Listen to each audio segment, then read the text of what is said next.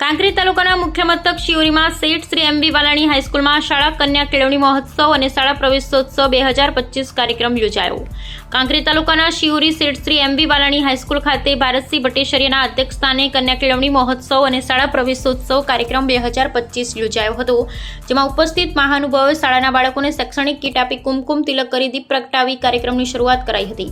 ભારતસિંહ ભટ્ટેસરિયાએ જણાવેલ કે વડાપ્રધાન શ્રી નરેન્દ્રભાઈ મોદી ગુજરાતના તેમના મુખ્યમંત્રીના કાર્યકાળ દરમિયાન 2002-3 શરૂ કરાવેલા આ શાળા પ્રવેશોત્સવની છેવાડાના ગામડાઓથી લઈ શહેરો સુધી શિક્ષણ ક્ષેત્રે અમૂલ્ય પરિવર્તન આવ્યું છે। રાજ્યના મંત્રીશ્રીઓ અધિકારીઓ છેવાડાના ગામડામાં પહોંચી બાળકોને શાળામાં પ્રવેશ કરાવે છે, જેને પરિણામે ડ્રોપઆઉટ રેશિયો સતત ઘટતો ગયો છે।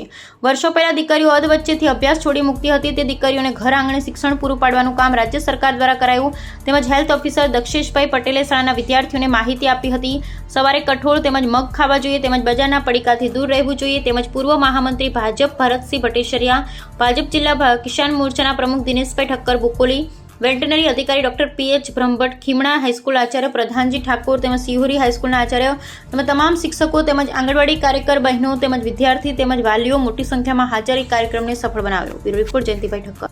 કાર્યક્રમમાં જે શિહોરી ખાતે આપણે હાઈસ્કૂલમાં રાખ્યો હતો, એની અંદર કન્યા કેળવણી તથા શાળા પ્રવેશોત્સવ એ કાર્યક્રમની અંદર તાલુકા હેલ્થ ઓફિસ શિહોરી વતી હું ડૉક્ટર દક્ષેશ પટેલ હાજર રહ્યો હતો। તેમાં બાળકોને જન્મજાત ખામીઓ, એમની વચ્ચેથી થતી તકલીફો, કેન્સર, બર્થ ડિફેક્ટો, આ બધા વિશે અમે માહિતી આપી। બહારનું પેકેજિંગ ફૂડ જે પડીકા છે એ નહીં ખાવાના, અને એની સાથે સાથે જે ખરાબ જંક ફૂડ નહીં ખાવાનું એ પણ આપણે સલાહ આપી। સાથે એની ઓપ્શનમાં આપણે હેલ્ધી સિંગ ચણા, બાફેલા મગ, પલાળેલા કઠોળ, આ રીતની સરસ સારું ખાવાનું માટે આપણે એને પ્રમોટ કર્યા। વત્તા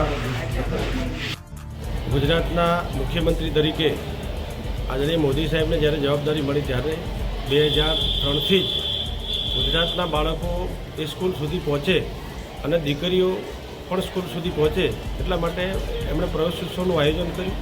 એનાથી લોકોમાં ખૂબ જાગૃતિ આવી। એક સમય એવો હતો કે લોકો દીકરીને તો જન્મવા માગતા જ નહોતા, દીકરીને માની કોખમાં જ એની હત્યા કરી દેતા હતા।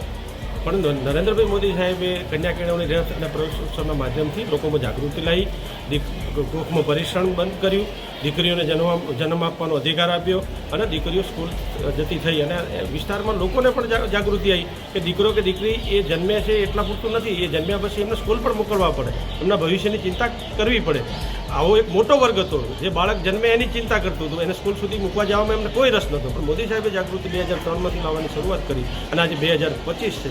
ગુજરાતના ખૂણે ખૂણે ખૂબ મોટી જાગૃતિ આવી છે। આજે 2025 પ્રવેશોત્સવ આમાં જે તાલુકાના મુખ્ય મથક શિહોરી ખાતે યોજાયો હતો।